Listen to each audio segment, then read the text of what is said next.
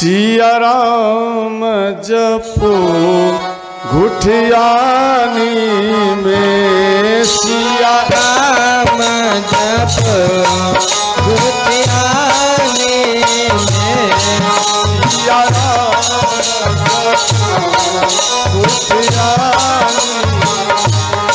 सिया राम जपो घुठियानी घुठियानी में हो यही नगरिया, घुठियानी में हो नगरिया में, घुठियानी में हो यही नगरिया, घुठियानी में ही नगरिया में, सिया राम जपो यही सिया, सिया राम यही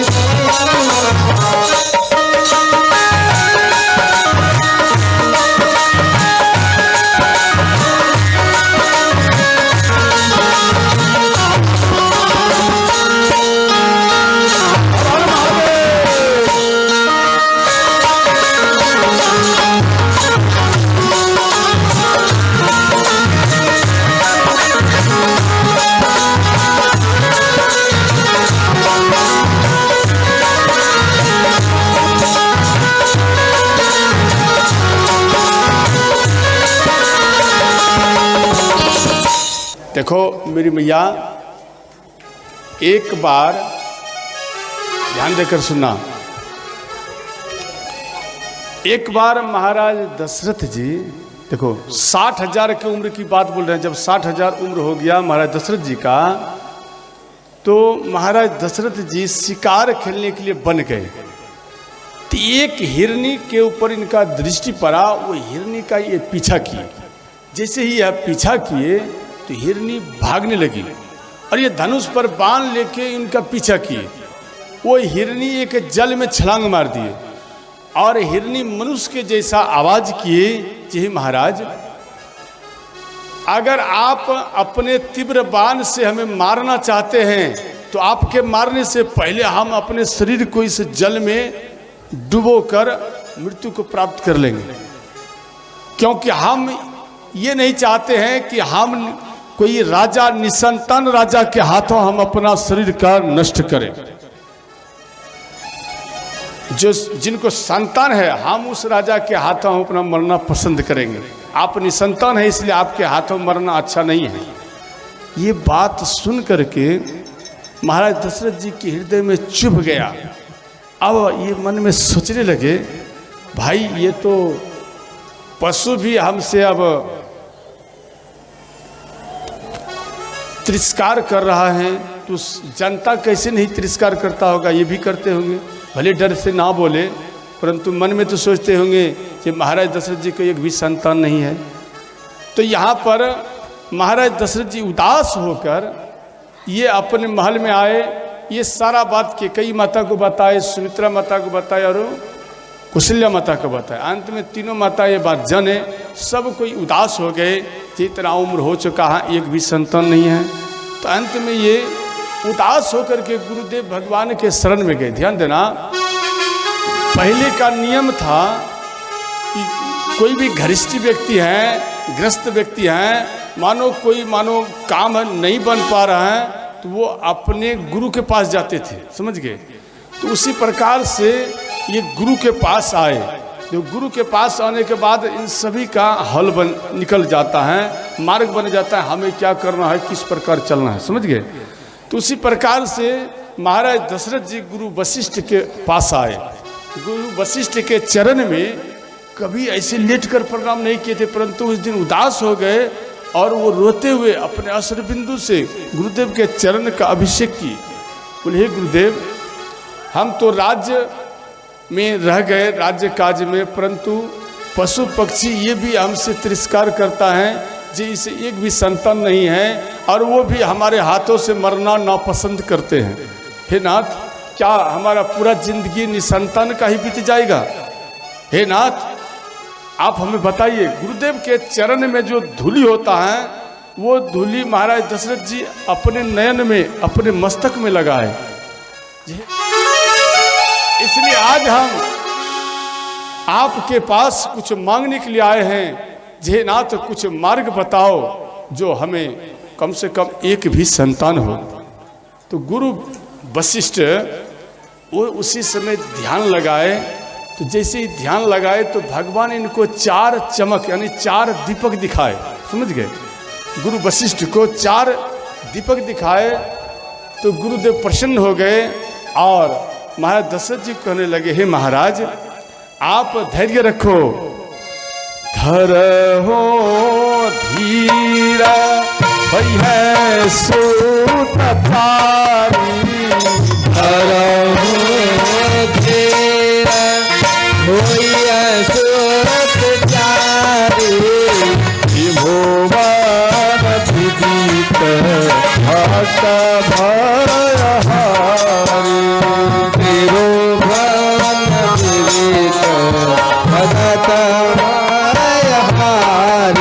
श्री राम राम जय जय राम, श्री राम जय राम, जय जय राम, श्री राम जय राम, जय जय राम। महाराज आप मन में ऐसा मत रखो। देखो आप एक पुत्र की बात करते हो, एक नहीं 2 नहीं बल्कि आपको 4 पुत्र प्राप्त होंगे। ये भगवान का कृपा है आपके ऊपर और मेरा भी आशीर्वाद है। ये सुनकर के महाराज दशरथ जी प्रसन्न हो गए। ये हमें एक नहीं बल्कि 4 संतान होंगे, खुश हो गए। तो अंत में बोले कैसे होंगे आप बताइए। तो अंत में गुरु वशिष्ठ बोले एक काम करना होगा। बोले क्या? पुत्रिष्टि यज्ञ करना होगा तभी होगा। तो अंत में बोले ठीक है। तो सुमंत जी को आकर बोले, जी मित्र पुत्रिष्टि यज्ञ होगा, आप एक काम करो, आप पुत्रिष्टि यज्ञ के लिए सामग्री इकट्ठा करो और अब हम पुत्रिष्टि यज्ञ करेंगे, ध्यान देना। तो वहाँ पर गुरु वशिष्ठ को बोले, जी आप आइए और इन यज्ञ को पूर्ण कीजिए। तो गुरु वशिष्ठ बोले, देखो आपका तो मैं पुरोहित हूँ, यानी हम आपका गुरु हैं, हम स्वयं करेंगे वो तो ठीक है, परंतु कोई बाहर से आकर ऋषि महात्मा करे तो उसमें क्या होता है, उसमें मेरा मान बढ़ता है। मेरे मान को बढ़ाने के लिए आप एक काम करो, श्रृंगी ऋषि को बुलाओ। समझ गए? ध्यान देना। गांव का मानो आपके गांव का कोई ब्राह्मण है, वो ब्राह्मण का तभी प्रतिष्ठा और बढ़ेगा जब वो दूसरे गांव के ब्राह्मण को बुला करके अपने गांव में यज्ञ कराएंगे, तभी उनका प्रतिष्ठा और बढ़ जाता है। मानो आपके गांव में विद्वान का कमी नहीं है, वो ठीक है, परंतु वो अपना विद्वान ठीक है वो हैं, परंतु बाहर का कोई विद्वान आता है उनका वो कदर दे कर दे, तभी उसका महाविद्वान उसको माना जाता है, तभी उसको महाविद्वान माना जाता है। तो इसलिए गुरु वशिष्ठ बोले काम करो, श्रृंगी ऋषि को लाओ। ध्यान देना, कश्यप के पुत्र विभांडव मुनि ये एक बार जल में स्नान करने के लिए गए। एक अप्सराएं जा रही थी, इनका दृष्टि उनके ऊपर पड़ा तो इनका तेज जल में गिर गया। इनके आश्रम में एक हिरनी रहती थी, वो हिरनी वो आ करके उनके तेज को जल द्वारा पा गई। पाने के बाद वो गर्भवती हो गई। तो तेज तो है पुरुषों का, तो वह एक बालक को कुछ दिनों बाद जन्म दिए। तो शरीर पुरुष के जैसा है, परंतु था तो हिरनी के संतान, इसलिए हिरनी के गर्भ से जन्म लेने के कारण उसे 2 सिंह था, इसलिए उनका नाम पड़ा श्रृंगी ऋषि। तो श्रृंगी ऋषि भगवान की जय। श्रृंगी ऋषि का प्रगट्य हुआ। इनके बाद ध्यान देना, तो ये श्रृंगी ऋषि जो है ये महाराज दशरथ जी के दामाद भी हैं और गुरु भी हैं, पिता समान गुरु होता है। तो ध्यान देना, जब श्रृंगी ऋषि का प्रागट्य हुआ तो रोमपाद को अपनी पुत्री दान में दिए थे, समझ गए। और रोमपाद को देने के कारण, पुत्री का नाम था संता, उनको देने के कारण वहाँ पर अकाल पड़े। देखो पहले तो संतान इनको हुए, ये पुत्री, परंतु अकाल पड़ने लगे तो बोले इसको दान कर देना करो, तभी आपका राज्य में सुरक्षित रहेगा। गुरु वशिष्ठ बोले, वो दान कर दिए रोमपाद के पास, तो रोमपाद लिए तो वहाँ पर भी अकाल पड़ने लगे। अब क्या होगा? तो दान जो आप दिया है हम आपको वापस नहीं कर सकते, वापस करना नहीं चाहिए जो दान दिया है। तो वो आपस नहीं करने के कारण वो स्वयं रखे। तो परंतु देखो रोमपाद का आपके भागलपुर बुरहानाथ मंदिर है, वो बुरहानाथ के मंदिर के अगल बगल में उनका किला था, समझ गए। यहाँ के वो राजा थे रोमपाद। तो वहाँ पर श्री श्रृंगी ऋषि के पास अपनी पुत्री को भेजे, क्योंकि वहाँ के संत बोले कि यहाँ जब तक श्रृंगी ऋषि अपना चरण को नहीं रखेंगे तब तक यहाँ की अकाल ये खत्म नहीं होगा। इसलिए उसको लाने के लिए संता को भेजे। संता गई और उनके पिता नहीं थे तब गई, क्यों वो बड़ा क्रोधित थे। अंत में जब रिक्त स्थान मिला तब इनके बाद ये गए, वो भी लखीसराय। लखीसराय में अभी भी ये आश्रम है, समझ गए। लखीसराय में आश्रम है और वो गंगा के तट पर एक नौका पर इनको बिठाए श्रृंगी ऋषि को, और वो आपस में देखते हुए वो नौका भागलपुर आए, बुरहानाथ मंदिर। इनके बाद इनको आए, जैसे ही श्रृंगी ऋषि कदम रखे तो भागलपुर राज्य में ये बारिश भयंकर पड़े तो अकाल दूर हो गया, समझ गए। अकाल दूर हो गया तो यहाँ के संत सब मिल करके, ध्यान देना, यहाँ के सभी संत मिल करके श्रृंगी ऋषि और संता के साथ इन दोनों का विवाह करा दिए। तो श्री सीताराम भगवान की जय। तो संता का विवाह कराए, एक रिश्ते से इनका दामाद हुए और पिता समान गुरु भी हुए, समझ गए। ध्यान देना, श्रृंगी ऋषि वशिष्ठ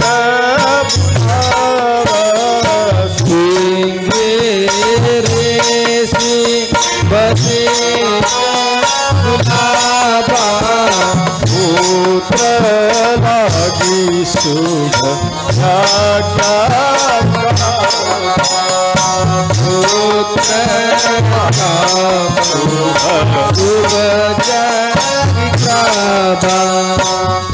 भक्ति सहिता मुन आओ भगते सहित मुनि आहोत देने भगते अगणित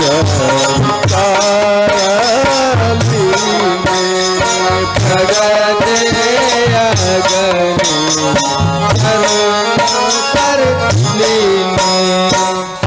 ध्यान देना। देखो एक ही बार श्रृंगी ऋषि जैसे आहुति दिए, अग्निदेव भगवान तुरंत प्रकट हो गए। चरु उन्होंने खीर, समझ गए, खीर लेकर एक कटोरी में आए और तुरंत गुरु वशिष्ठ को दिए। गुरु वशिष्ठ महाराज दशरथ जी को दिए आधा भाग, ध्यान देना, आधा भाग माता कौशल्या को दिए, और फिर जो शेष आधा रहा उसको भी आधा किए माता कैकेयी को दिए, माता सुमित्रा को दिए, समझ गए। तो सुमित्रा माता को जो दिए, ध्यान देना, एक बार भगवान शिव बोले कि हे प्रभु, नारायण भगवान को कह रहे हैं, हे नाथ, हम आपका विश्व मोहिनी का रूप का दर्शन हम नहीं किए हैं, इसलिए आप हमें अपना वो रूप दिखाओ। तो भगवान नारायण भगवान मना किए, फिर भी हट किए, नहीं हमारा इच्छा है जे आपका विश्व मोहिनी का रूप दर्शन करने का। यहाँ पहले मना किए। देखो भक्तों का मान रखने के लिए भगवान उनके पत्नी के रूप में भी प्रकट हो जाते हैं, समझ गए। भगवान यानी भक्तों का मान रखने के लिए भगवान भी पत्नी का रूप धारण करके आपके पास आ जाते हैं। और पत्नी मानो कोई स्त्री है, भगवान को अपना पति रूप में चाहते हैं, तो उनके वचन को पूर्ण करने के लिए, उनके आनंद के लिए भगवान उनके पति के रूप में उनके पास प्रकट हो जाते हैं, समझ गए। तो उसी प्रकार भगवान नारायण विश्व मोहिनी का रूप धारण किए इनका विश्व मोहिनी का रूप धारण यानी इनका दर्शन करके भगवान शिव का मन पिघल गए। अब इनके पीछा किया तो विश्व मोहिनी, भगवान विश्व मोहिनी ये भाग रहे हैं, समझ गए, ये भाग रहे हैं। अब ये भाग रहे हैं, इनका पीछा किए भगवान शिव। इन दोनों का थोड़ा स्पर्श के कारण भगवान शिव का तेज भूमि में गिरने लगे। तो विश्व मोहिनी वो तुरंत उनको अपने हाथों में ले लिए उनका तेज। अब लेकर अब मन में सोच रहे हैं भाई इसे कहाँ स्थापित करें, अगर भूमि पर देंगे तो ये नष्ट हो जाएगा क्योंकि भगवान शिव का तेज है। अब भगवान शिव ये दोनों मन में विचार किए जो कहाँ दिया जाए। ध्यान देना, पवन देव भगवान, ध्यान देना, पवन देव भगवान को ये दिए जे आप एक काम करो, इनको जहाँ भी शिफ्ट करना हो आप करो। तो पवन देव भगवान ये अपने पास लिए, ये एक चिल्ल का रूप धारण किए। ध्यान देना, एक चिल्ल का रूप धारण करने के कारण ये सुमित्रा माता के हाथों से खीर लेकर ये भाग गए और खीर और ये भगवान शिव का तेज इन दोनों को मिला दिए, समझ गए। मिलाने के बाद अंजना माता डेली भगवान सूर्य को निवेदन करती थी कि हे नाथ, हमारा इतना उम्र हो गया, एक भी संतान नहीं है, इसलिए हमें एक भी कम से कम संतान चाहिए। तो आंचल फैला करके वो मांग रही थी सूर्य भगवान से। तो सूर्य भगवान के तरफ मुख को घुमाए है और नयन बंद है। तो वो पवन देव रूपी चिल्ला वो दोनों तेज को लाकर माता अंजनी के आंचल में डाल दिए और अंजनी माता उसे प्रसाद समझकर उसे पा गई। वो गर्भवती हुई। अंत में उनके कोख से हनुमान जी का प्रागट्य हुआ। बजरंगबली की जय। ध्यान देना, इनके बाद अब इधर सुमित्रा माता के हाथों का खीर तो गायब है। अब क्या होगा? तो कौशल्या माता बोली कि बहन, हम जो भाग देंगे आपको, ध्यान देना, पहले तो कैकेयी माता दी। कैकेयी माता बोली जे हम जो देंगे तो मेरे दिए हुए खीर से जो बालक प्रकट होगा वो मेरे पुत्र के साथ रहेंगे। कौशल्या माता बोली ना वो देंगे तो हम भी देंगे। तो ये भी उनको दिए जे बहन सुमित्रा, हम जो दे रहे हैं इनसे जो बालक प्रकट होगा वो बालक मेरे पुत्र के साथ रहेंगे, समझ गए। ये पहले बात हो गया। सुमित्रा माता बोली कि बहन, मेरा पुत्र तेरे बालक के पास रहे या तेरा पुत्र मेरे बालक के पास रहे, फर्क क्या होता है? कोई फर्क नहीं है, इसलिए बहन घबराओ मत, पहले पुत्र तो प्रकट हो जाए। तो अंत में ध्यान देना,